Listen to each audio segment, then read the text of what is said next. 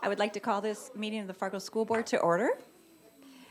Welcome to everybody in the audience. I was so surprised to see so many people here tonight, but we're so happy to have you here. So we look forward to hearing from you later in the agenda, which we have in front of us. So I will entertain a motion to approve the agenda unless there are any changes that are wished to have. I move to approve the order of agenda. Okay? Second. Okay. All those in favor of proceeding with the current agenda, please vote by saying yes. Yes. Any opposed? Yes. No. Hello, John. Hi, Robin. All right, strategic plan in action, celebrating successes report. It looks like Dr. Agri will be making some introductions. Very good, thank you. I told Mr. Carlson he really knows how to fill a boardroom with smiling faces, so welcome to all of you. He's been working very hard with his 3rd, 4th, and 5th grade students on self-reliance throughout the year and has lots of leadership opportunities and kids doing great things. And Mr. Carlson will come up and give us an overview and then introduce his students. Before we begin tonight, I'd like to thank Dr. Schatz and his team and the board for inviting us here tonight to share some information on Result 2, self-reliance. I also want to thank teachers and parents that are here for us tonight, sharing your great kids with us. And I want to thank these great kids that are behind me here for the work they've done preparing for tonight. They've shown a great deal of self-reliance just to get ready. So those people we want to thank. At Washington Elementary, I think we're trying to reach for self-reliance. It's something where we get a chance to kind of plant the seeds for kids as they grow, and we get a chance to harvest a few. Tonight, I'm going to get a chance to, or you're going to get a chance to hear some students that have actually done some self-reliant activities, some things that are done on special occasions, or actually some things that are done daily. At Washington School, we kind of do things based on our school beliefs, and so tonight as we present to you, you'll see that even our self-reliant activities are kind of tied with our school beliefs. And so our first belief is caring heart and sharing hands. And so I have some students that'll share with you some of their activities.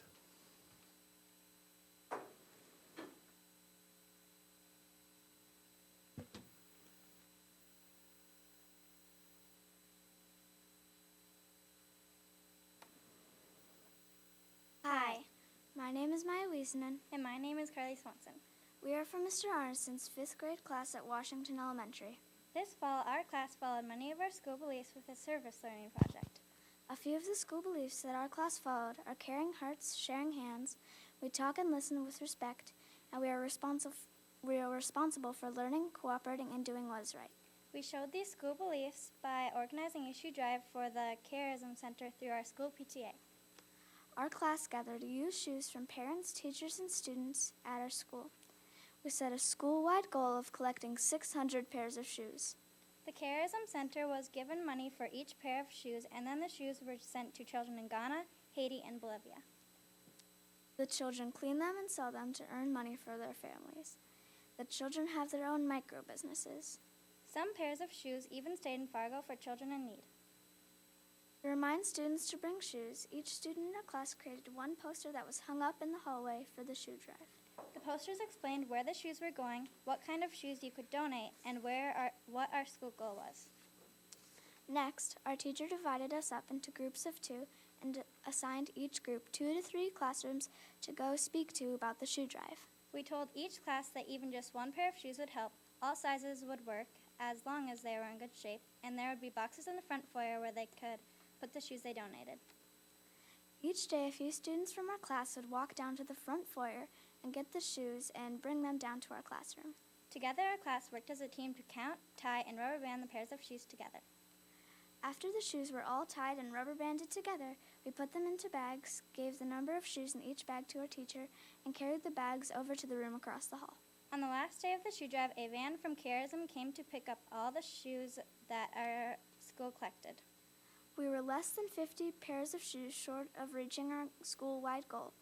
Even though we didn't make our goal, we are very proud of ourselves for following our school beliefs and making a difference in Fargo and around the world.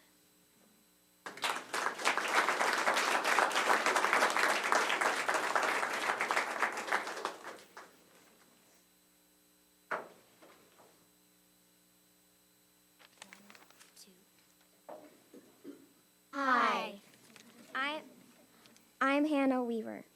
I'm Katie Clark. I'm Rowan Durkin. And I'm Soraya Smith. And we are the girls that help raise money to fight cancer. Our idea started when Soraya made a bone out of duct tape. That day, Soraya gave it to Katie. The next day, everyone started wanting one. So we agreed this could be a real product. We walked down to our principal's office to see if we could sell it in the lobby. He asked what we're selling it for. We said cancer. After that, he told us we first have to write a proposal. 2 days after we finished our proposal, he said we need a schedule. We said Friday morning would work. He said okay. He asked us to make an announcement for Friday. Katie, Hannah, and I worked on the announcement while Soraya worked on the bones. Once we had all of our inventory, on Thursday he announced we will be selling duct tape bones for 50 cents. We asked Mr. Carlson if we could have a table, and he said yes. After we got our table, we started setting up. After we were done, a whole crowd came by, and we sold them right away. We made $36.17. Then we gave the money to Mr. Carlson. A month later, we wanted to sell again, so we asked Mr. Carlson if we could. He asked us what we wanted to sell and if we had our inventory ready. We decided to make turtles. Soraya had made the turtles out of perler beads. Rowan wanted to help make inventories too, so she made other designs out of perler beads. Once we had our inventory ready, we made an announcement over the intercom ourselves. The next day, we sold our turtles and other designs, this time for $1 each. Again, we sold out right away. We made $37.16 for a total of $73.33 to donate to help fight cancer. 4 months later, we are here talking to you today. We look forward to going with Mr. Carlson to give our donations to a cancer association. This fundraising was a lot of hard work making the inventory, but we are so happy to work hard for a good cause. We look forward to planning more fundraisers and using our talents to continue helping those in need.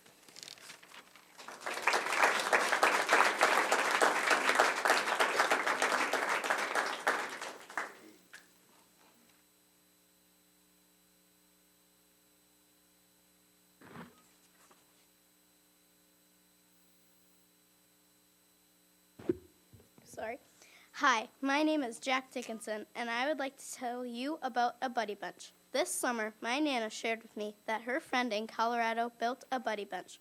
I wanted to learn more about the buddy bench concept, so I started doing research. I knew right away the buddy bench was going to be a great thing for my school. A buddy bench is a helpful resource for students on the playground. For example, when a student is feeling left out or bullied, they can sit on the buddy bench, and a student who has been instructed on how to handle the situation will be there to support them by either letting them join in their game or finding a friend for them. I told Mr. Carlson about my idea and how it works. He liked it a lot. He suggested I present my idea to the PTA. Miss Sieber, our counselor, helped me put together a PowerPoint presentation together. Mr. Carlson and I have found a buddy bench that I think will be a great fit for the students of Washington Elementary. A buddy bench on the playground discourages bullying and fosters friendships. It is my hope that with sharing hearts and caring hands, the students at Washington will, with the help of the buddy bench, eliminate bullies and promote kindness. Thank you.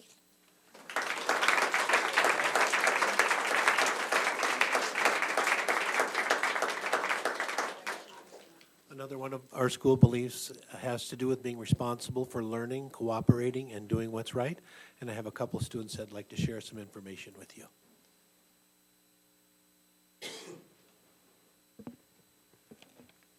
Hi, my name is Kennedy Fournier. And my name is Lydia Farnham. And we're from Mrs. Burgraff's 5th grade class. Our topic is self-reliance, and a part of being self-reliant is using a daily plan. School board's idea to provide the planner to the students, and it was a very, very good idea too. Using a planner helps kids know what to do if they are sick or have activities going on. It also makes kids more organized. Students know when things are due, and they write things down, so it helps them with not procrastinating and establishes a routine, and it's also a responsibility. The daily planner is used by students and parents. The parents' use of the planner is so they can see. Parents are required to sign it every day as well. Planner is so that they can plan out their day and what their schedule is for school.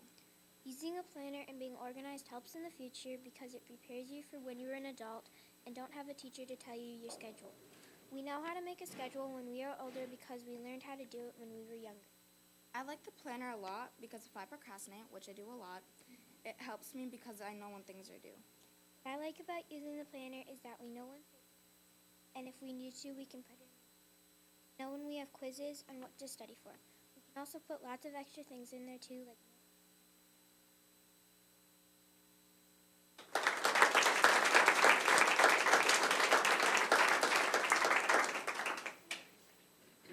The last school belief we'll share about tonight is called True to Self and Others. And again, I have a couple of special kids to share.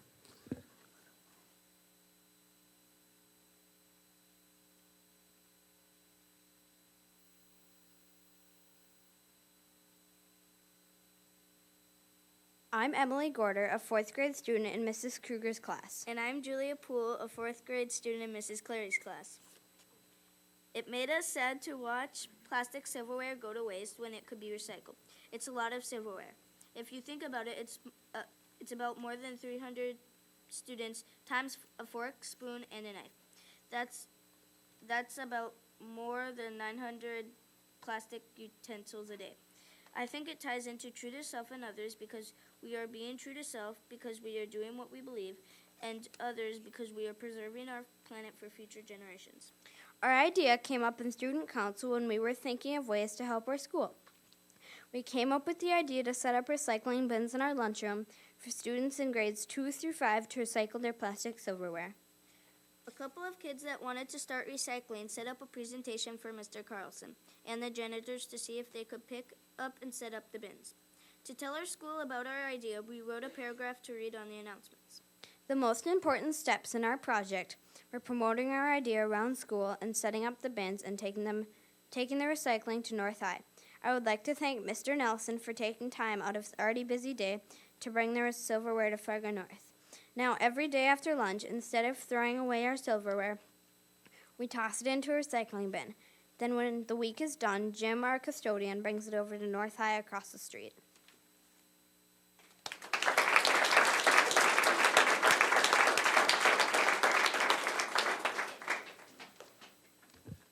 Dr. Agri mentioned that you might have some questions. At this time, if you have any questions for our Washington students, please feel free to chime in. I have a question. We're really impressed, guys. Thank you, thank you. Would you like to pose for a picture with the school board tonight so we can get a group shot? If we all came together? So if we kind of all gathered up here, this is very impressive. So thank you for your time. We'll gather up around in the middle here. Does that work okay? Okay, let's do it.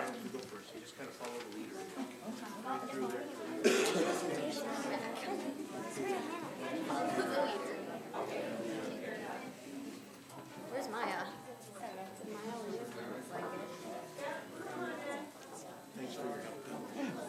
Great presentation.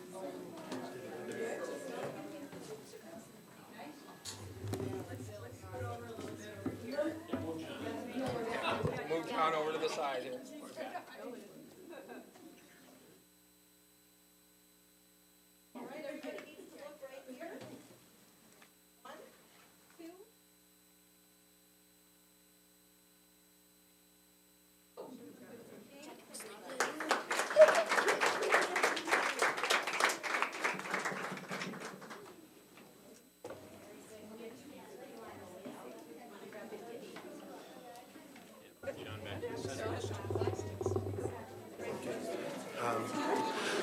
Before I leave tonight, once again, I want to thank you folks. I want to thank these kids.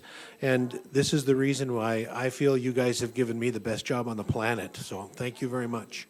Thank you, Mr. Carlson.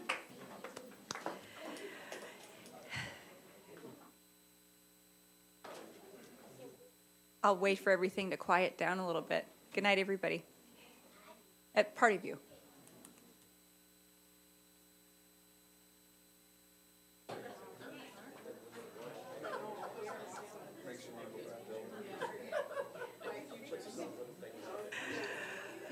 Okay, our next item on the agenda is student performance presentation, and it looks like Denise Odegaard will be presenting tonight. Well, that's kind of a hard act to follow. They're great kids. We were going to bring the Lewis and Clark Choir to sing for you today, but there's 90 kids in there, and so we weren't sure where we were going to put them, and taking a group photo would be really hard. So, but we want to celebrate Music in Our Schools Month. This is the 30th anniversary of Music in Our Schools Month, and for all the things that you do for our kids in music education, it's all about our kids and the opportunities in this district. So we really appreciate that. And I wanted to bring that forward from our staff and our students on how much we do appreciate all that you do. This evening, I would like to introduce our two Lewis and Clark music teachers who have a little presentation for you in lieu of the 90 kids coming here to sing. So first up, I'll introduce you in order. Lauren Brandenburg and Gretchen Beyer. Thank you for inviting us tonight. We are very sad that the students were a little too big to. They were excited. They were very excited to come here. In order to celebrate Music in Our Schools Month, we decided to create a project with our students, and we talked about it, our students, about how some school districts don't have as much opportunities for music as they do.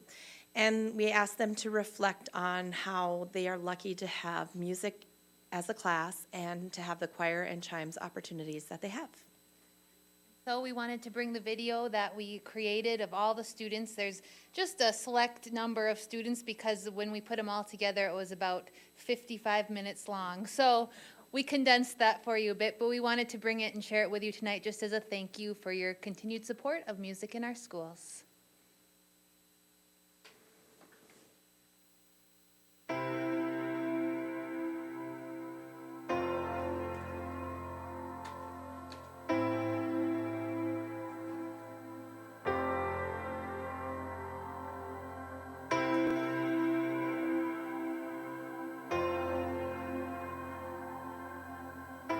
Music makes me smile.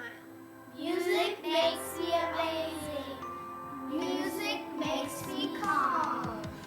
Music makes me grateful. Music makes me proud. Music makes me feel free. Music makes me joyful. Music makes me inspired. Music makes me jam.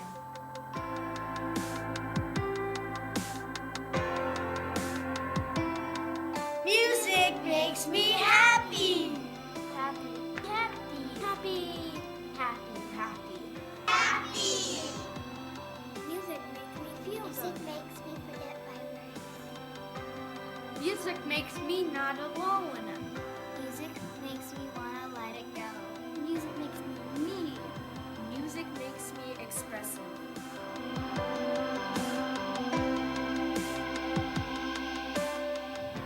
Music makes me smarter. Smart. Get more gigabytes in my brain. Intelligent. Think. Music makes me think.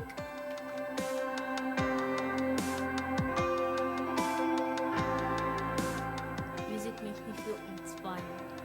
Music makes me artistic. Music makes me have happy thoughts. Music makes me feel alive. Music makes me smile.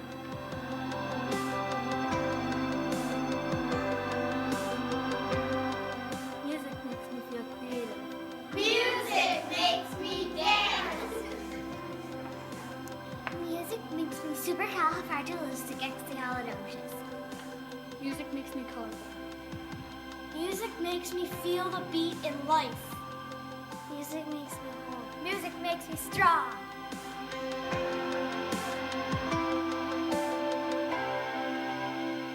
Music makes me daydream. Music makes me dance. Music makes me feel alive. Music makes me sing.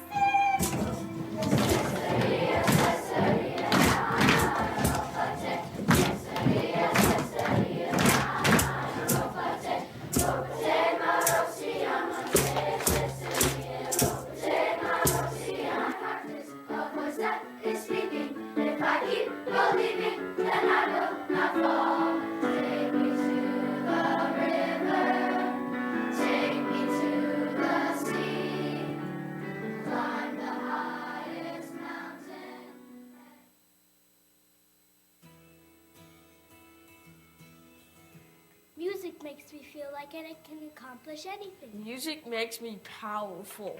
Music makes me feel motivated. Music makes me feel tough.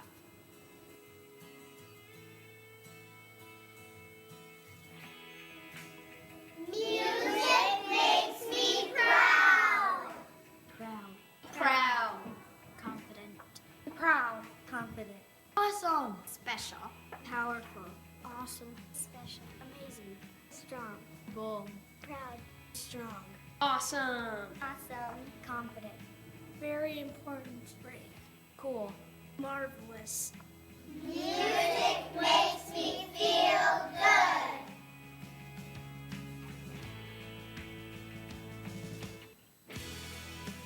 Music is my world. When I picked up my first instrument, I felt powerful. When I listen to music, it makes me feel amazed. Music makes me free from my fear. So when I said to myself that I could do it, and I actually did it, I was proud of myself. The first time I practiced for honor choir, I felt proud. I was proud of music when I went on choir tour with my choir group.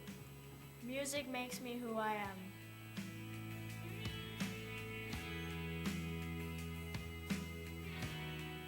Music makes me me. Music makes me expressive. Be myself. Sing loud and proud. Shine bright. Fantastical. Music makes me very different.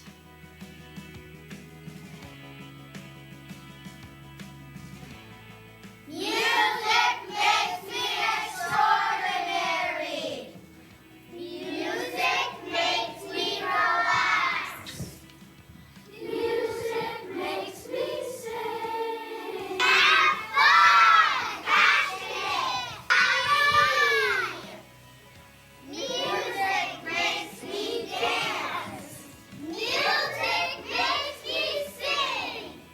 Music makes me awesome.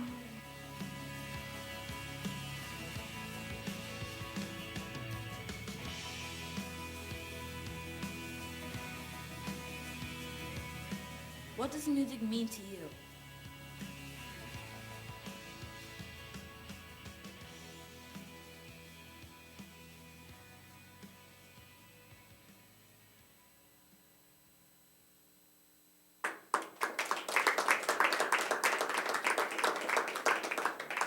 So that was the 90 kids, I think, all in 5 minutes. So we appreciate your time tonight, and again, for all that you do for us, and have a good board meeting.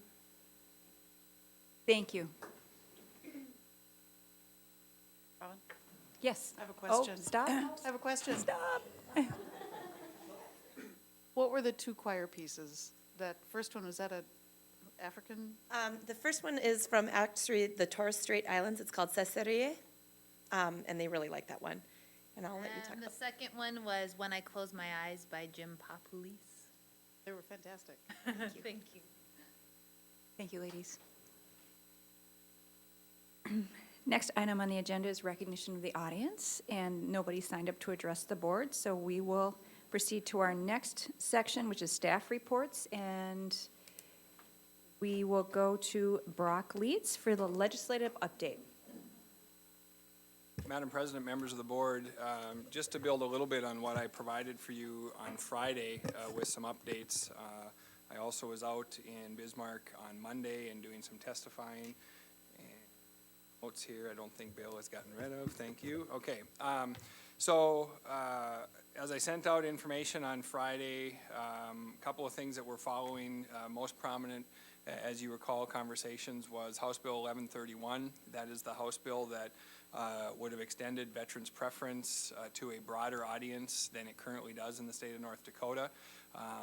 That bill did have a hearing last week, and it was on the Senate floor late yesterday and was passed as presented 2621, and so that bill will now become law and is returning back to the House. And so I will be working with our HR department to take a look at some things we may need to do as that could possibly be a change for how we do some searches within the district. But again, we will work within the confines of what is put together there, and we'll be just fine. The biggest bill, well, I'll come back to that one. 2210 had a hearing yesterday. 2210 is the Senate bill that would give REAs, Regional Education Associations, a legal definition and allow them basically to stand on their own going forward. We did support that bill, worked with Kyle Davison from SEEK, Senator Davison, as he sponsored the bill.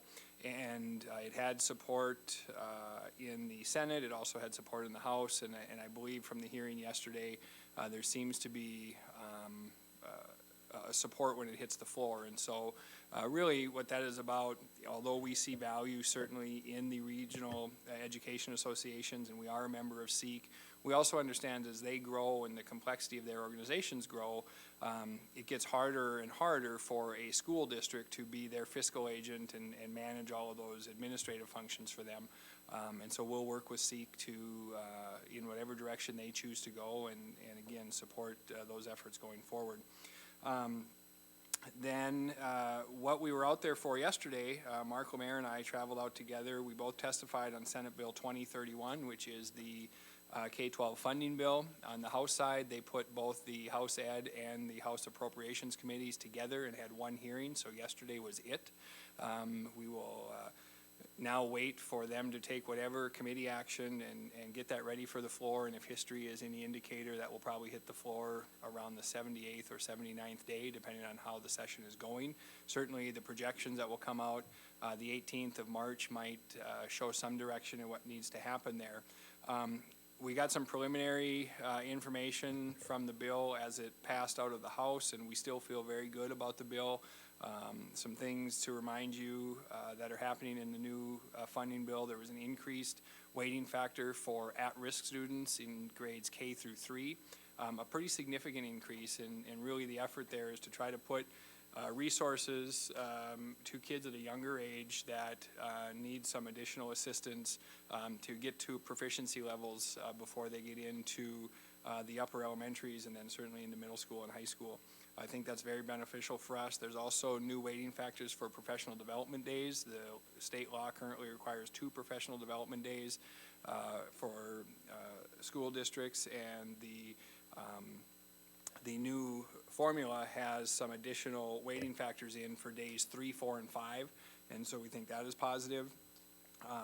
And then certainly there was an increase in the per pupil aid payments, and we're very supportive of that. That increase comes out to about 3% a year, a little more in the second year.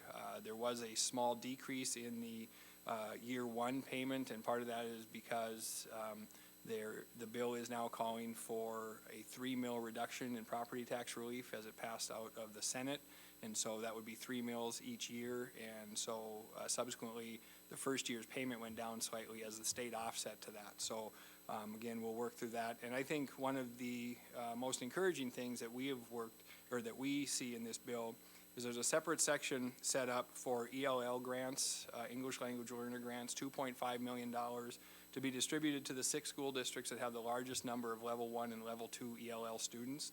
Fargo is currently number 1 on that list, and so we think that's very beneficial and will really allow us some increased resources to work through that. So we were out there, supported the bill. We then also took that opportunity as House Bill 1216 was being heard. 1216 is the real-time payment bill. And as you may recall, as that came out of the House, it got changed from a bill that potentially could become law into a interim study during the interim session, legislative study, to really determine the financial impact to districts who do not receive real-time payments. So for Fargo, for example, one of the things they'll be studying is, what does it cost Fargo to get their payments a year late as we grow? Really any growing district. Well, we took the opportunity in the hearing in House Ed, or Senate Ed, to say we'd really like you to reconsider that. We'd like you to turn it back into the piece of legislation it was originally. Do not make it a legislative study. We also then piggybacked that on our testimony for Senate Bill 2031, in which we said, as much as we really support the efforts the state has done in K-12 funding and we support where the bill is currently, we'd like them to incorporate some changes from House Bill 1216 into Senate Bill 2031, and we have an indication that at least one legislator is interested in drafting some amendments that may in fact put some real-time payment pieces in there. We did get a couple of questions on the floor in the committee, one very pointed actually to DPI that said, okay, the bill has some provisions in it for declining enrollments. What are we doing for growing districts? And the question is, in 2031, nothing. And so that's something that I think there's some support for at least. So we're going to see where that goes. We just really tried to encourage them to consider making that change. We'll see, as you know, that's had resistance from the legislature.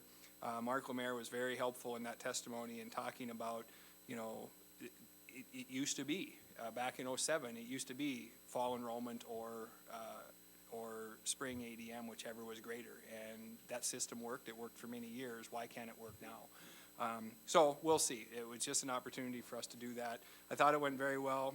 For the most part, I think people are still very strongly committed in Bismarck to K-12 funding. Very much so want to have the state stand strongly behind efforts in K-12 education, and we'll continue. So with that, I'll stand for any questions if you have them. That's just a brief update of what was happening last week and starting this week. Linda? Well, there's a lot there, but I just want to give kudos to you and Dr. Schatz and everybody else who pulled all the information together on ELLs and was, you know, that was such a powerful document and the main source of educating our legislators, and it really, really paid off. So kudos to you guys. Paul? Brock, what happened to the bill that was passed, at least partially, with regard to the grants for the pre-kindergarten? Did that go through, make it all the way through? The $6 million for public-private? Yeah, members of the board, Paul, I think it's 1450. I don't remember the number. I'm not even going to try to quote it. But yes, the $6 million grant for early childhood education did make it out of the Senate. It's on the House side. It has not had a hearing yet on the House side. So right now, it crossed over with support from the Senate and is the only early childhood bill currently alive in the session, and so we'll see once it gets scheduled for hearing. We'll get some talking points out for that, and then see what the House does with it. No other questions. Thank you. Thank you for going to Bismarck this week and keeping us updated. Absolutely. And you have the next item too, Ed Clapp Elementary School update. All right, Madam President, members of the board, we're going to try, there's been some talk about potentially doing a tour eventually of Ed Clapp Elementary, and I would encourage you to do that. And actually, when I say that, I mean I would encourage us to make arrangements to help you do that. So we will see what we can do there. But I just wanted to give you a little pictorial update. Betsy Beaton and Jim Free were out on Friday this past week and took some recent photos and just give you a sense of how things are moving along here. Obviously, this is the back corner of the gym here, and this section of the building is the replacement that we're doing for that building that the Park District had that sat on the corner, the southeast corner that we had to remove, and that gives them some storage and some facilities, restroom facilities to use that tie into the fields that will be out there. This is a picture of one of the classrooms. So you see that these are nice sized classrooms. It's a little dark on the screen here, but very nice sized classrooms with windows, lots of natural light. And these are the induction units. We did put that same induction unit heating, cooling in that we did with that HVAC project. So Ed Clapp Park will have a consistent system to that. This is the restroom facilities off one of the team centers. So the team center would be outside here, and this is the boys and girls restroom facilities in one of the classroom wings. This is just a look at the site itself. This is this wall here. So this would be the gym we saw before. This would be that storage area. This would be kind of the exterior wall, north exterior wall to the commons and the kitchen. This is a picture of what will be the gym. This gym will be identical to that which we did as an addition to Centennial. It's the exact same size, we'll have the same floor, basically the same structure as what's there. This is a picture, it doesn't look like a kitchen today, but it is a kitchen. This is the hood. This will be the central kitchen that is just off of the commons. You see that all the brickwork's in place, some of the flooring. This is a view of the commons as you would walk in the front door. These doors lead to a hallway that is kind of the main corridor, and this is the general commons area that will be for students. Yep. They are not skylights. Oh, the light on the floor is coming from, this is really just right here where you can't really see or covered up. This is light coming through what will be windows. These are windows that start right here and extend all the way up to here. Lots of natural light coming into that commons. 3 very large windows, very similar to, I'd say like Discovery, with the look and coming into the commons there, which will be very nice and be spacious for the students. Or this is, you can't really see, you can see a little bit of that tinge green color there. The 3 colors that will be in this elementary school are kind of a greenish, I don't know how to describe that, more of a burnt orange, and then almost a turquoise will be the 3 sections. This is in what would be the 3rd and 4th grade area on the 1st floor of the 2-story wing. Then above that will be 4th and 5th, which will be more of a blue or turquoise color. And I think this is the media center. These are much brighter on my screen, but this is really the library and media center. You see lots of natural light here. Out these windows is the public library. So this is looking to the south, and this will be the whole library area for that section. And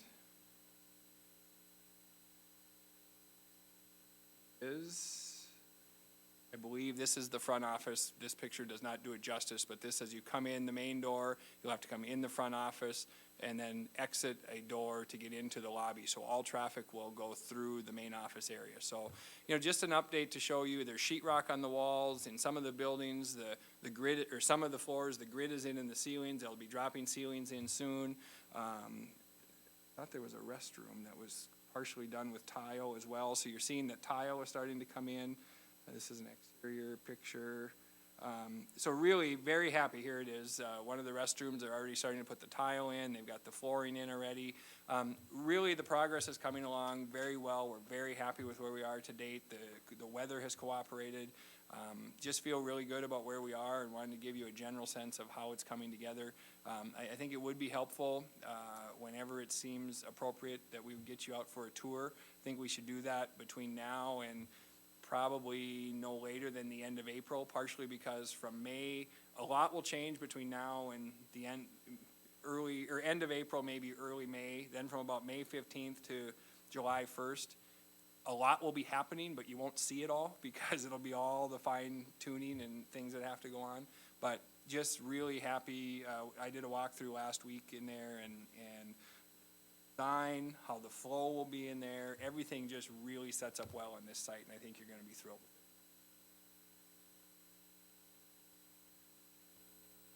Questions for Brock?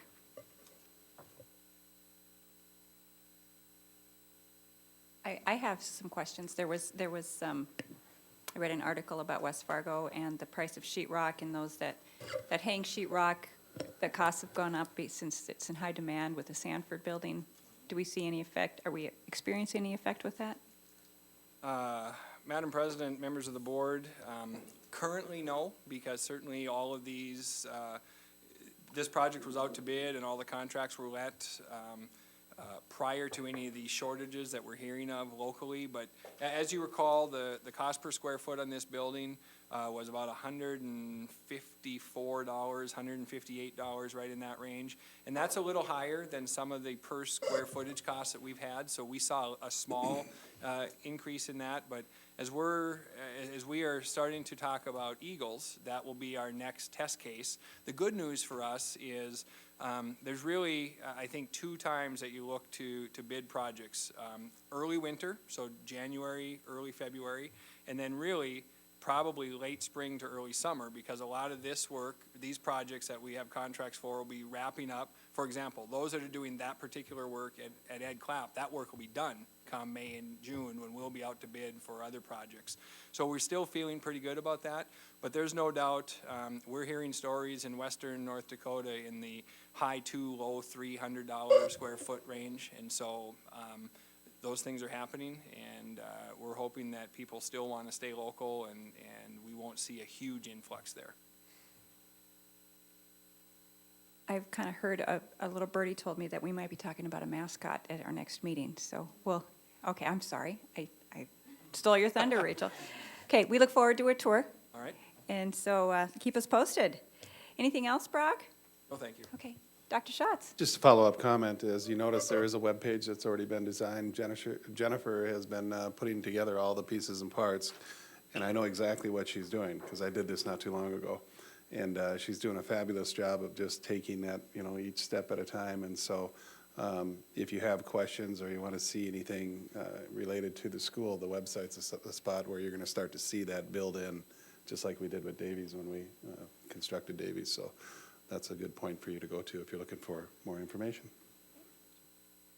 Anything else to report on tonight, Dr. Schatz? Yes, I would just report that this week we're going to start our public forums for the secondary boundary changes that we've proposed. Tomorrow night we'll be at Claire Barton, starting at 6 o'clock in the gymnasium. And on Thursday we'll be at Jefferson at 6 o'clock. And then next week, I'm going to forget the day, Wednesday, we'll be at Centennial. Format of the meeting will be very similar to what we did at our middle school open forums. Bob and I plan to do the presentation similar to what we've presented to you here as a board. We have created handouts for people when they come that frequently asked questions type handout, along with maps for them to look at as we're talking about. Once we've done the presentation, we will open it up to questions and try to provide answers for people who have questions. And then we also have our secondary principals coming, so that if parents after the meeting want to visit with the principals and talk more about their schools, they can provide some of those answers to their questions that they might have. And so we'll have Brock running a mic around during the question side of it. And, and so we will do our best to try to answer questions for people and to present the concepts behind the plan. To date, we've had about 50 to 55 responses to the website feedback. Very similar comments to what we've heard before, nothing that's surprising. Concerns that people have, and we understand that anytime that we're working with boundary lines, that it's concerning and it's difficult for those that are involved in that. So we are sensitive to that and do really want to try to help people as much as we can with understanding why we need to do this and where we're going and what we're trying to do. So that's an update on that. And I think we're also going to be talking about boundary lines for Eagles later, so I'll just hold off on comments with that until that time. Okay. And Marie, you've had a busy week and it's only Tuesday. Do you have anything to share with the board tonight? I do, yes. We had our on-site visit portion of our communications audit yesterday and today. So starting yesterday at 1:30 and ending this morning at 11:30, we held 10 focus groups with 10 different groups. In total, we had 115 people take part in those focus groups. It was a whirlwind time of activity. Very positive. It went very, very well. Bob, our auditor, thought the process was good. A lot of the groups were very positive and thankful for the opportunity to come in and share with him. We will be getting a report back from Bob probably in June at some point, maybe towards the end of June. So we'll be looking forward to that. Now that he's done the on-site visit, we've given him all of the information, he will go back, he will be debriefing himself from those focus groups, and now he'll be working on the recommendation portion. And so he will write that, he will submit it to NSPRA, and then we will get that in June. Thank you. Dr. Agri. Thank you. I would just add on to the bricks and mortar conversation about Ed Clapp. You are correct that they have selected a logo, and it is out, and we can share it. However, Jennifer is working with communications department to release what the print will look like and the logo, and they're still working on that design piece. But they have had a group of parents and next year's future fifth grade kids that have been working on a committee led by Mrs. Schulteis, and they will be the EdClap Explorers, and their colors are navy blue and gray. And they have also done some of the logos with the navy blue and gray, as well as the 3-color schemes that are in the building, and are looking at publishing both of those and using those on letterheads and on their webpage. Additionally, they are really doing well with their staffing. She has every grade level except for 5th grade filled at this point with internal candidates, and feels really good about that. The counseling interviews are taking place this week, and we had more candidates than we thought, all internal. They're working on the paperwork with DPI to open as a school-wide title, which will just give them a leg up on so many things and services we'll be able to provide to children. We're 90% sure that that will be a go, but that does put some of our hiring of our Title I and our support staff, because we just don't know what our budget will look like for that. And she will be working with Patty Cummings to hire special education, and then the student performance strategist is the last position. They will all be likely done by May. Beginning of May. She and I are traveling out to Bismarck next week. They opened Lincoln Elementary School last year, mid-year, which was very interesting for Bismarck to do that. But their principal has been very collaborative with us, shared a lot of documents of how she built her culture and her climate, what she did with her families. So we are going to go spend the day out at Lincoln, and then we're going to go over to Mandan and look at their new school, as they have some furniture that Jennifer is very excited about. And Brock's been very supportive of giving us the opportunity to look at something different, and really looking at kids and the multiple intelligences, the kids who are more kinesthetic learners, and having flexible groups of furniture within that site. So that's pretty exciting. And the last thing that she's been working on is with MetroCog in the city and the Safe Routes to School, and really with that infill, really making it a safe place for kids to be able to get back and forth to school. Questions for Rachel? Rachel, do you know the percentage of free and reduced at that school anticipated? Sorry to put you on the spot. You'll have it in their they'd have that in their packets, I do believe. With the EdClap, or the boundary information, yep. Thank you.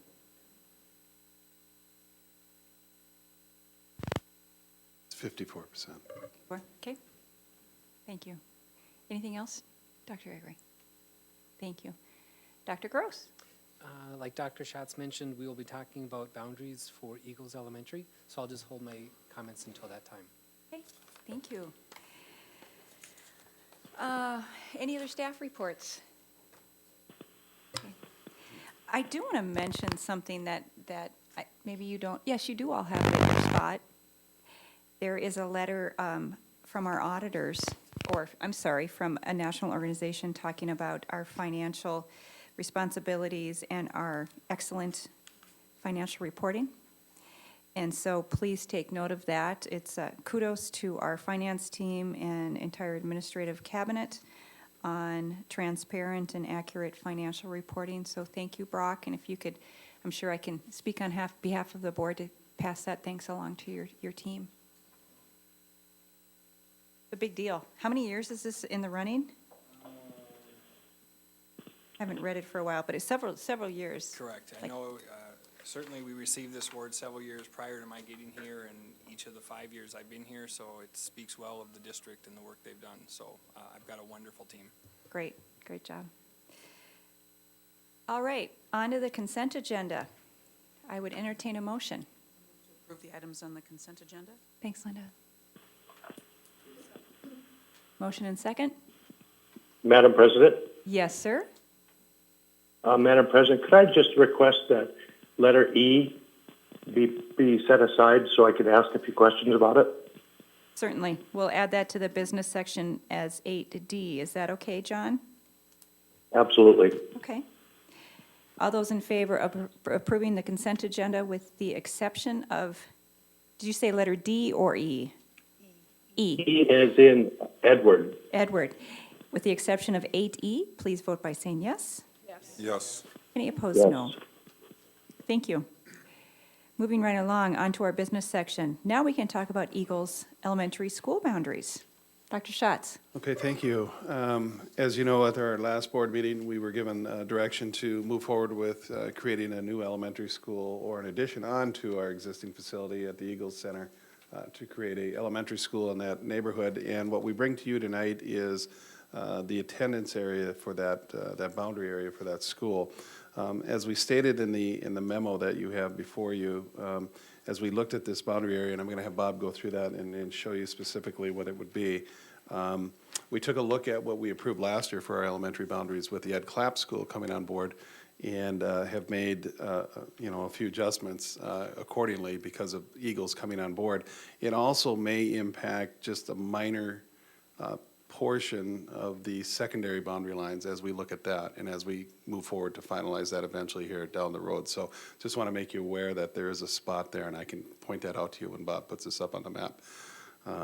Because as we took a look at it, it made sense to readjust that a little bit. So at this time, I want Bob to walk through, show you what that attendance area is, and tonight our purpose is to bring this to you so that hopefully you will approve that so we can move forward and contact parents and let them know what's going on. So, Dr. Gross. Thank you very much. Attached to the memo, there are 3 different maps. The first map is a map of our current elementary school boundaries for this school year. To its right is the boundaries as of next year. What I'd like to highlight are just some of the colors and draw your attention. So on the map on the right-hand side, the pink area, that would be Ed Clapp School. To its east in green is Lincoln Elementary. To the south of that in purple is Centennial. Continuing south in red would be Bennett, and then going to the west in blue would be Kennedy. So that would be the boundaries that have been approved for the 15-16 school year.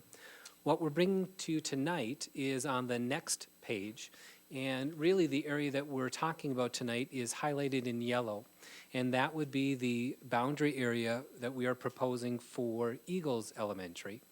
We have put on the map some of the streets for you so you can orient yourself to that.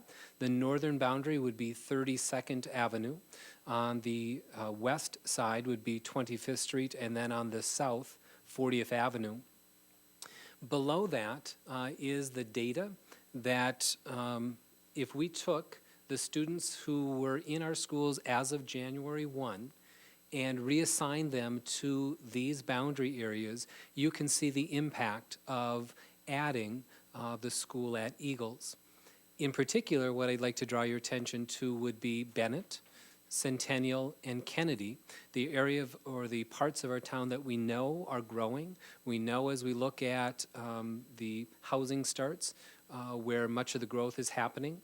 This boundary plan would build capacity, and that would be the third column over where it says capacity, of about 300 additional students at Bennett. It would build at Centennial a capacity of about 185 additional students, and at Kennedy, approximately 250 students. So in those areas of town that we know are growing rapidly, this plan would create the capacity within those schools to address those needs. As we look at those 3 maps, though, when we originally set up the boundary plan, this page is not in your packet, but I just wanted to draw your attention to it. On the far left, on the top, is our current boundaries. And in that orange square is a portion that is currently assigned to Centennial Elementary. If you go to the middle, you'll notice that that area, part of it under our plan for the 15-16 school year would be assigned to Ed Clapp, and part would be assigned to Lincoln. If you approve the boundaries as we are presenting them tonight, you'll notice on the right-hand side then, that area would attend Eagles Elementary. What we would want to do is we would want to contact those families through the building principals, and they are on board with this, to talk to those families and say, we don't want you to switch schools 2 years in a row. So instead, please stay at Centennial for 1 more year, and then in 16-17, that's when you would attend the new school at Eagles. The same thing would be true in the portion that's in the bottom left-hand corner of this screen, in that area, which has that orange, it's not a square anymore, but that shape around it, that area currently is assigned to Lincoln, but we do have some families who have been grandfathered to Bennett Elementary. In the boundaries that are proposed for next year, 15-16, you'll see that's assigned to Centennial. But then if you approve these boundaries tonight in 16-17, that would be assigned to Eagles. So again, we would want to talk to those families and say, please stay where you're at until the new boundaries are put in place in 16-17. So wanting to address the needs of our families. So those would be the boundaries that we are proposing moving forward. The area that we would probably adjust then on the secondary boundary, and we don't have that here to show you, but would be that same orange box that you're looking at there. Currently, in our plan, that would be going north to south in CBE. With this new configuration, we would keep that where it's currently at, right over here in the secondary boundary, and continue to have that at Davies and Discovery. So we're looking at that. That'll be part of our discussion as we move forward with that secondary boundary lines. But that would be the minor adjustment to the bottom part of those lines because of this adjustment. It just makes sense to do so when we looked at the numbers, rather than moving all these families all over the place. So just be aware that that may be something that would come as a tweak to that overall plan too.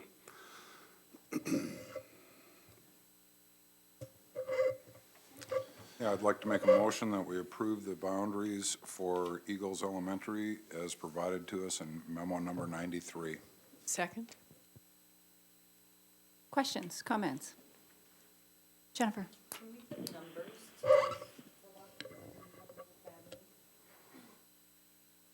Yes, I can. In the top left, as we look at the current number of students who are in kindergarten through fourth grade, now not including fifth grade because they will already be moving to middle school as they move from fifth grade to sixth. But kindergarten through fourth grade, it's approximately 50 students in that top left box. Right below that then, in that area, oops, go the other way, we're talking approximately 20 students in the area below that on the bottom left.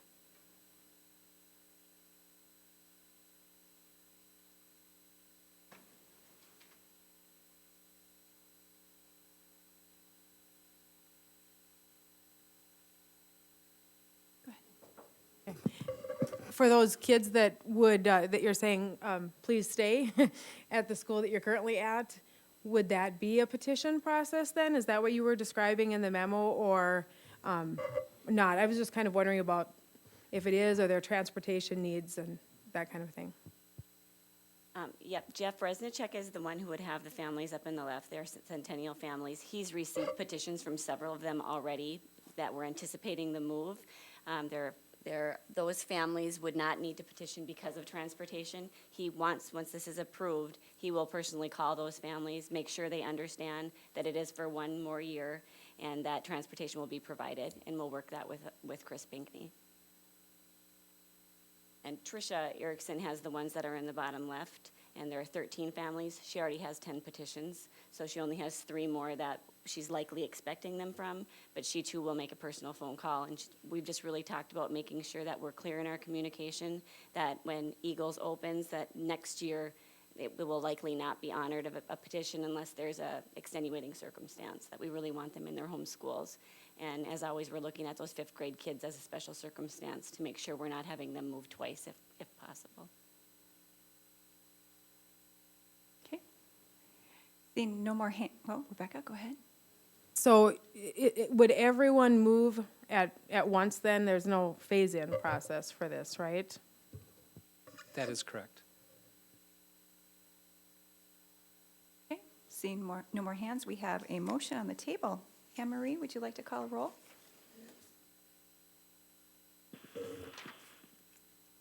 Paulson?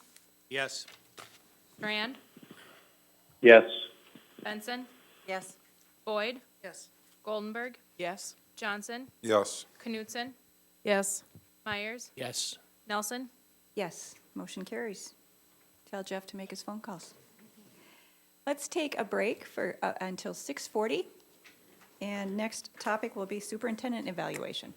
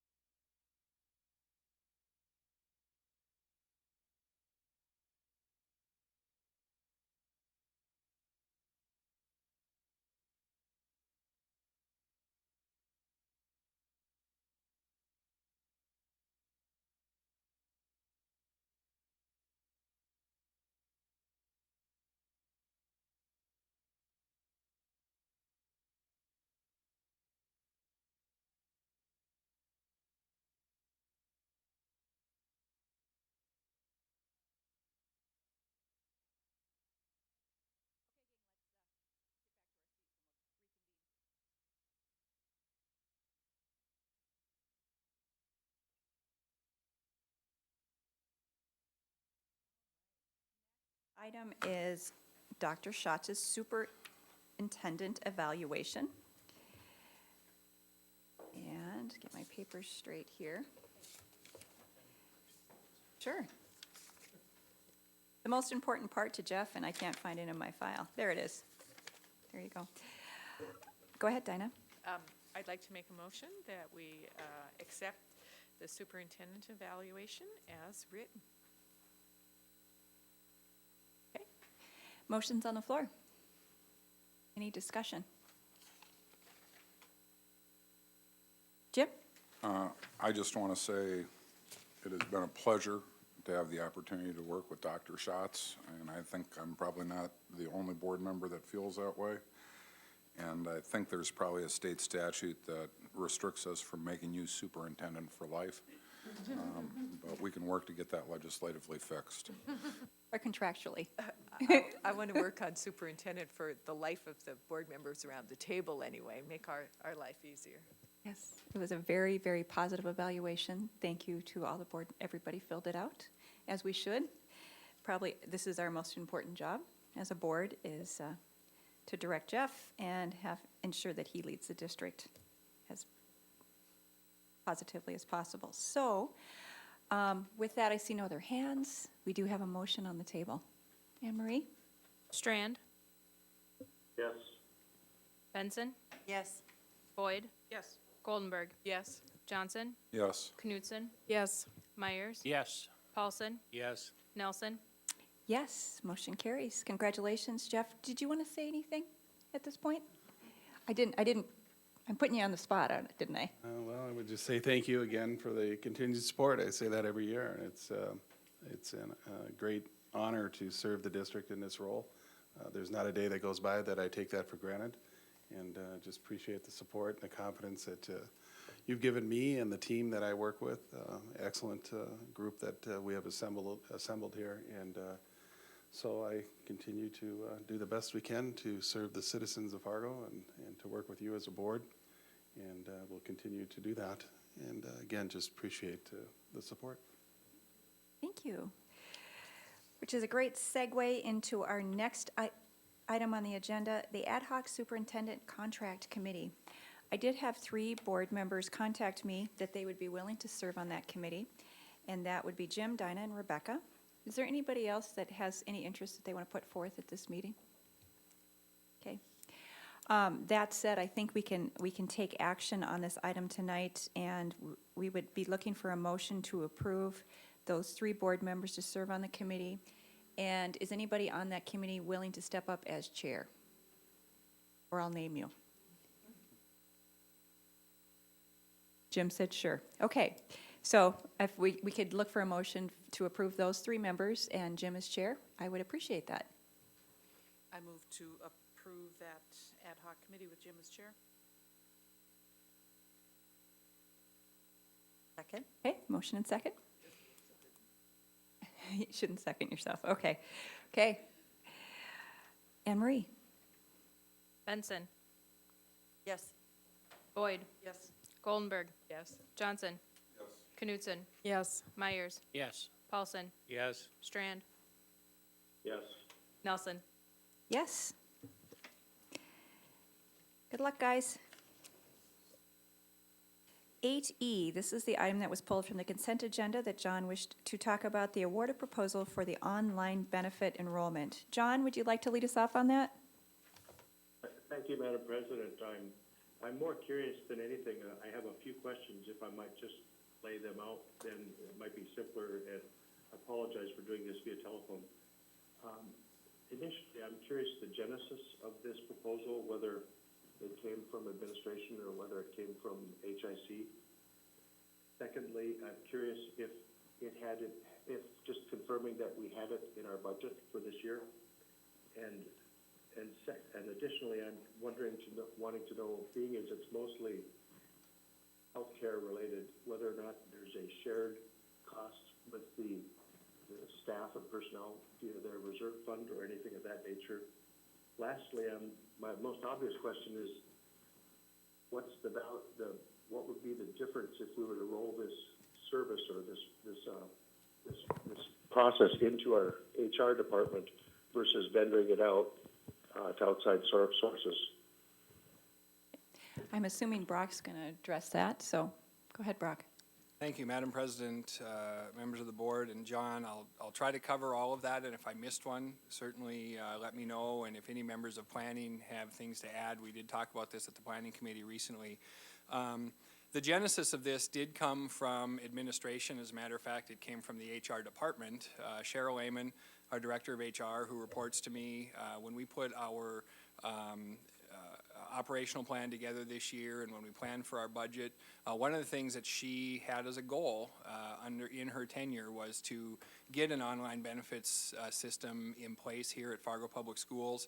And really, it's about the opportunity to take an organization as sophisticated as ours with the array of benefits that we have and really get it away from a manual process by the HR department and a data entry process and working with vendors in order to get our census data for all of our different benefits and really have that at our fingertips as employees have an opportunity to enroll online, make changes online, input their own data, really have the credibility for their own data as opposed to filling out a paper form, then giving it to our benefits coordinator who reviews it, puts it in, things of that nature. So really trying to get our whole benefits package away from paper and manual processes that are currently being done by our HR department, and then being able to leverage our HR department to do additional things that we may not be able to do today that frees up their time and energy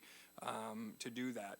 So we did have this in our budget. We planned for it last budget cycle, and this is really the results of putting out an RFP, spending a great deal of time interviewing the companies that submitted, consulting, getting information from our benefits consultant and getting information about what really should we have to be able to be a better service to our employees.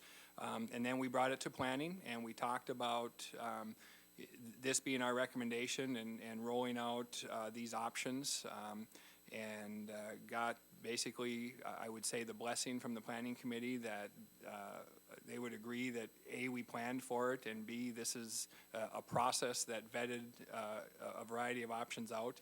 And really will give us an opportunity to just be more efficient, provide better opportunities for our employees, and have better, be able to leverage better our current resources within the HR department. We have had discussions with planning and internally, and as a matter of fact, we're meeting again tomorrow, a small subset of the HIC, to talk about your final question, which was, would we cost share this in some fashion? And there's arguments on both sides of that I think has yet to be determined. We have budgeted for this year, and we would plan to move forward with the implementation this year. Would we do this as a cost share between employee and employer going forward? That's on the table for discussion, and we'll continue to look at that. And I could certainly give you arguments on both sides of that, but certainly it's at play. So I think I covered most of those questions, John. If I missed something, certainly let me know. And those of you that were planning, if you have anything to add to what was presented, that'd be helpful as well. Madam President? John, just to address your last question on why would we use a vendor versus doing this in HR? We're really not using a vendor. We're buying a software package and the ongoing support and maintenance of it. Our HR people will really be working with that vendor to set up the screens so they fit our profile of benefits. So our HR department will really be in charge of this new online tool. This is just to take it out of a paper pencil process that involves an employee and an HR employee and get it into the 21st century of a computerized program where they will fill it out online. It'll get double checked by our HR people, then immediately put into the systems of our different benefits. And obviously it gives them the ability then to run reports too. So it isn't that we've outsourced an HR function, we're outsourcing a software function. And they did explore having our internal IT folks write this program themselves. And actually sat down, I think, and showed this to Stephen Duro, who said, no, thank you, I can't touch this. It's well beyond what you want me to spend time on. And one of the issues that came out of that was if you build this on your own using one of our internal people's skill sets, which might take a full year of their time just to build it and get it tested, as soon as that person leaves, you have a real problem with anything into the future. So on recommendation from the IT department, that is, I think, why the HR department put this out as an RFP to begin with. So hopefully that clarified that last question you had, or at least what I understood that question to be. John, did you have? Madam President? Go ahead. Thank you, Jim and Brock. That helps me very much. I guess I'll look for one more point of clarification. When we are referring to annual ongoing costs, yet it's itemized as total year 2, am I to understand this, that there isn't a year 3 or year 4 at 85,000 ongoing, or will that continue into the future? I believe that you're just seeing year 1 and year 2. There would be a year 3, a year 13, assuming we continue with this software package going forward. It's basically the licensing fee and the ongoing updating and maintenance, because obviously with the ACH law unrolling and the different tests that now have to be performed on our personnel versus who's in our plans, who isn't, there are new rules that will have to be embedded into their software as it goes forward for those tests, which is, again, a manual function right now for the district. We couldn't quantify what this is going to save in HR hours, but I think it's an entire staff person, quite frankly. That when we look at the input hours and the reporting hours, that this software are going to take off the table of somebody's desk currently. So yes, there will be a year 3, year 4, year 5 cost too.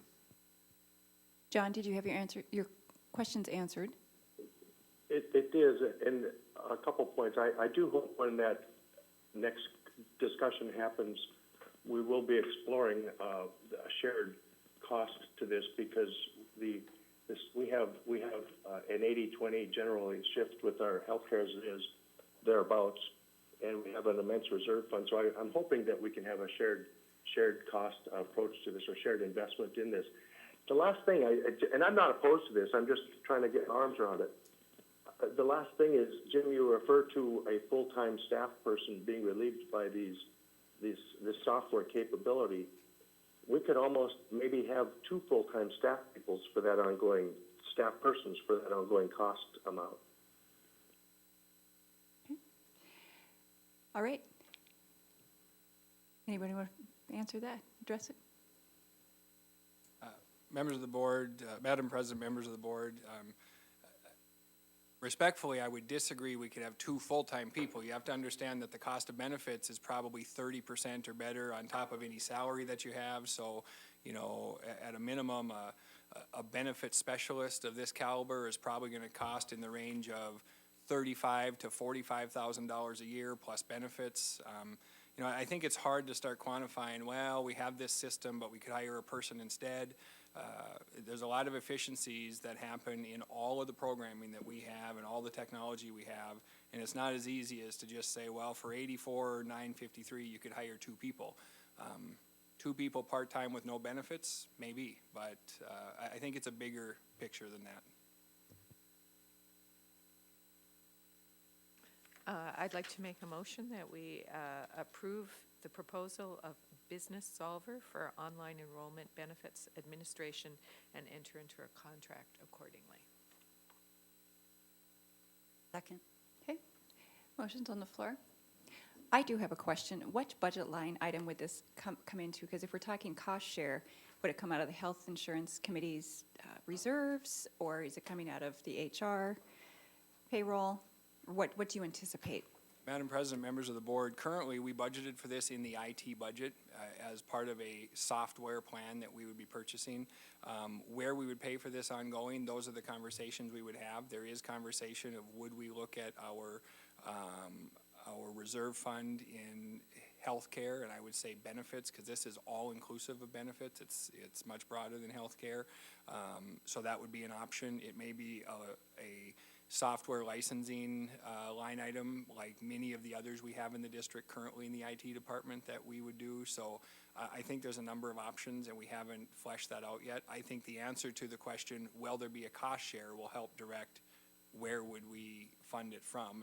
And that will be an ongoing conversation. We talked to planning about it, got some thoughts. We will be talking to the health insurance committee about that.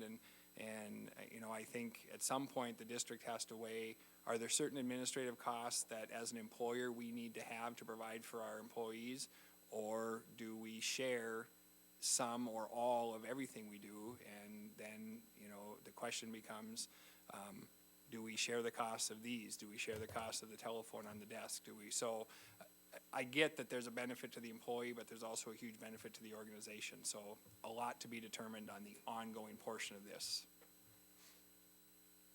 Speaking from personal experience, computer-generated forms are a lot more accurate and save a lot more time than the handwritten ones. I went through registration today with about 400 families for Youth Commission. Okay, any other comments? Okay, we do have a motion on the floor. Anne Marie? Boyd. Yes. Goldenberg. Yes. Johnson. Yes. Knutson. Yes. Myers. Yes. Paulson. Yes. Strand. Yes. Benson. Yes. Nelson. Yes, motion carries. Next, we are on to our committee liaison and correspondence reports. We'll start with Jim this time. Planning met. One of the subjects we talked about is what we just covered, kind of looked at the online enrollment software RFP, talked about some of the issues regarding it. But we spent the bulk of the meeting really looking at I won't call it the first draft because I'm sure there have been several, but the current draft of a concept of a dual health plan proposal that our Health Insurance Committee is contemplating, and they feel they'll probably have a recommendation coming out of that committee sometime in the next 30 to 60 days to go forward with a dual choice option on the health insurance front for our employees. One of those being the current plan with some minor changes to keep it in line with overall budget goals that we have, and the other being a high deductible option with the addition of a health savings account. Lots of moving parts. I want to, first of all, really thank our Health Insurance Committee. This has been something that's been getting kicked around for about a decade. It's not an easy thing for everybody to get up to speed and learn, but I think they've given it a lot of good thought, and they're still polishing that thinking up before it'll come to us as a recommendation. From the planning perspective, what we saw, we were pretty comfortable with. There are some components on if we go forward with this and what a health savings account might look like and what might the district do to incentivize that. Those are moving parts that obviously once the recommendation comes forward, planning to look at it from a number crunching perspective and give you our thoughts from a budgetary perspective, and then we as a board will have some decisions to make. So I think that was about it. We touched briefly on some of the other items that we have to get working on, but didn't really get into discussion as much as noted that we have work in progress, things like the busing study. Our next regularly scheduled planning meeting falls on a date when normally our staff wouldn't have to go to work. I, of course, would make Brock show up for it, but I couldn't do that to Mary Ann.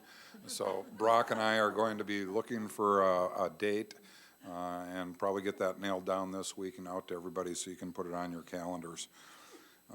SEEC had a executive board meeting to just make sure we were comfortable with what was going on in our interim management of the SEEC.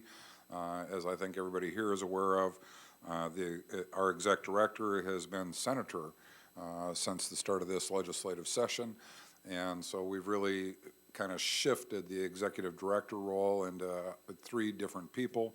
Kyle certainly taking some of that still, and that seems to be going pretty smoothly. Anecdotally, The bill that Brock referenced to create a freestanding legal entity for REAs is going to open up a whole set of questions when and if they pass whatever they pass. And I'll be fascinated to see what we do with this in the interim and what comes about 2 years later. Because currently, nobody believes that REAs are subjected to open records and open meeting laws, which is what I keep getting told. But of course, they're funded in large part by state dollars through the foundation aid formula currently. They don't directly report to DPI.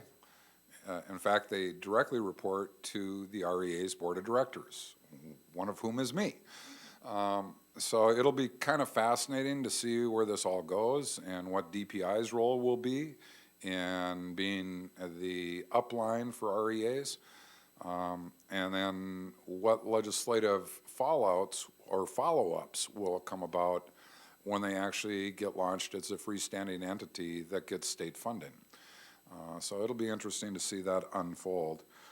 One last item, I don't know if you've all been going on to the National School Board Association's website, but obviously all the standing resolutions and the new resolutions that the Delegate Assembly are going to consider are out there for people to put their 2 cents in. I've actually taken a position on one of them already, but if you see something, most of them probably really won't have much impact to us here in North Dakota or us here in Fargo. But if you see something on there that's a concern of yours, please let me know, because there's procedures I need to go forward with as a delegate to put that concern forward actually prior to the Delegate Assembly meeting, so then I can speak to it at the Delegate Assembly meeting. They have a very proscriptive way they'd like to get their meeting done. So if you get a chance, just go to the national site, and you can see all the resolutions there. If you see one that jumps off the page at you, please call and tell me what you're thinking, so I can hopefully be the best delegate I can be. And I think that's it. Thanks, Jim. Rebecca? I don't have anything right now, thank you. Jennifer? Well, you heard an update on the HIC committee. The only thing I would add is, you know, there's a legal component to that too in federal requirements. And at some point, I think it's inevitable that we have to make efficiencies and have some software to be able to do that for us to also protect the district. So that's really all I would add to that. I had the pleasure of spending the day with an elementary strategist at Lincoln last Thursday, and I know that our reports are we'll have the opportunity to share our experiences in detail in April. So that's it. Thank you. Paul, David? Communications met yesterday. I'm sure that Dinah will report on that. After that meeting, I went up to Longfellow and met with Susan Peterson, who's the strategist up there, and had a really nice time. Tomorrow we have negotiations, which Linda will be reporting on, I think, and then after that, I hope we get out in time to go to the boundary meeting at Claire Barton. Busy, busy week. Paul? I too found the Communications Committee meeting yesterday to be interesting and worthwhile, and it was interesting to listen to a consultant and what his plans were, and I'm confident that's going to turn out. And I won't spend a long time talking about it, but I had a great time visiting Horace Mann Elementary School, where Kim Caldwell is the principal, and once again renewed the enthusiasm and enjoyment you can have for spending some time in an elementary school in the Fargo Public Schools. I had a chance to sit down in on some teacher learning center activities, or whatever we call them. It was a great experience, and the teachers were all hard at work. They looked like young students, to tell you the truth. They're all just busy working on things. And one of the things we talked about that's just some positive feedback for right now is we talked about the professional development opportunities within the school district, because I asked them specifically about that question. And a number of them commented on having served in other school districts where there simply is nothing that compares with the PD that we offer in the school district here, and the opportunities that are available for staff and teachers and administrators. So it was a good week. Very nice. Incidentally, Horace Mann's 100th anniversary is being celebrated right now. So my school, yours too, Could you open the doors when you were a kindergartner? They were too heavy for me. Fifth grade, sixth grade. All right. Horace himself is actually coming back for the anniversary. Is he really? Thanks, Paul. Linda? I had my engagement at McKinley, and it was fantastic. Negotiations committee met, and we discussed and clarified and summarized the discussion we had in executive session at our last board meeting in preparation for our meeting with the FEA team tomorrow at 4 o'clock here. Community development hasn't met for a while, but I keep forgetting to bring a handout that I really wanted to share with the board from the last time we met. And this is, you know, from time to time, and I'll have Anne Marie save one for John, because John is often the one who brings this up. That we talk about how important it is for the core neighborhoods to be developed and nurtured and supported. And so this is a dot map of the various projects and exactly where they are that have occurred over, especially dealing with housing support over the last 12 years. So the various programs that relate to housing and supporting, preserving the housing stock, improving it, keeping the neighborhoods high-quality residential neighborhoods of choice. The NRI program, housing rehab, neighborhood stabilization, rental rehab, home buyer assistance, special assessment assistance, and that's information right on your assessment bill that if you qualify, you know, you can, a pretty slick deal. Storefront rehab is actually a CDBG-funded program that's been, for the most part, phased out just because there aren't really any storefronts left to rehab. That was kind of before the Renaissance Zone. It started with storefront rehab to get downtown turned around. So that's kind of more of a historic look at those. So you can see that in those core neighborhoods, we're not letting them go to seed. So especially when we're talking about down to 13th Avenue, which will be when we talk about keeping the north side vital in the core of our community. That's what the city has focused on over the last 12 years. It's good to see. Good, thank you. Dinah? Communications met yesterday, and as you heard, the focus of the meeting was meeting with our consultant, and almost everyone was there, and thank you very much for coming, and I think it was worthwhile and gave us all an insight as to what Anne Marie's had the fun of the last couple of days, and we'll all look forward to hearing the report. We will not be having a communications committee meeting at the regular time in April. It will probably be towards the end of April or early May, and combine having one meeting rather than two. And other than that, that's it. Hey, thank you. You get a verbal president's report tonight, gang, mainly because I forgot to type it. You were sent an email from the League of Women Voters inviting us to go to a noon, well, 11:30 for lunch and a noon panel with their participants on April 3rd. They would like us to talk a little bit about the middle school boundary adjustments and anything else that comes up. It's a very casual lunch. I've done it before, and it's kind of a lot of fun. Jim did mention that he could be there. I certainly can be there. Is there anybody else that would like to attend at this point? Or you can email me. Okay. I will respond to Barbara. Let's see here. I want to bring your attention to the artwork, the new artwork on the walls. Looks like, is that side from Ben Franklin as well? We got the best museum in town here besides the planes. Okay, okay. Pass our thanks along to Ben Franklin and our artists.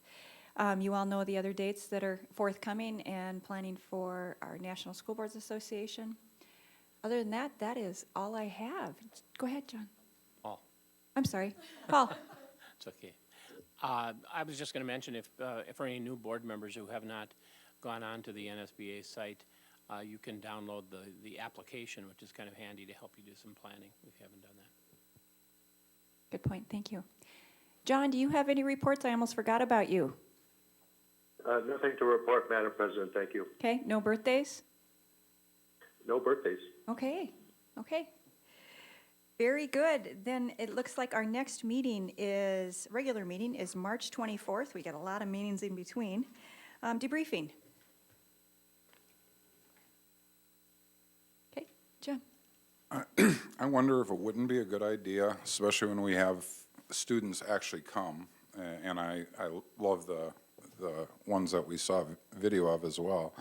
If we shouldn't get a little card that says you can see a rebroadcast of this on our YouTube or whatever it is, and give it to them to take home, because I don't think all of them maybe had their parent here, but, you know, I just think that's one of those memory things that families would love to be able to see, and we all know it's there, but maybe we should give them something to take away with them.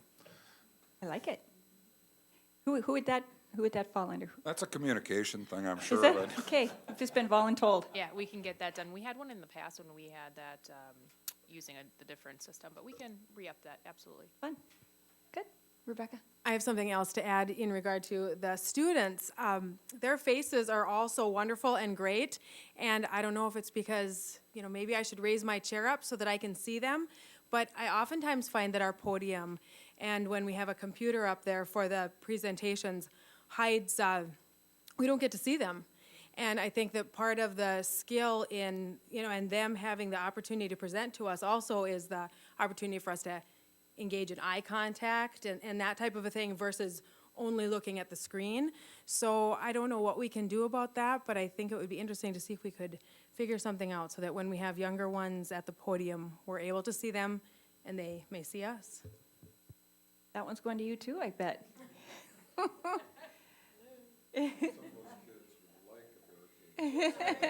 Can I have one? A lot of the adults want to. Okay, anything else for debriefing? Okay, gang, we are adjourned. We'll see you soon.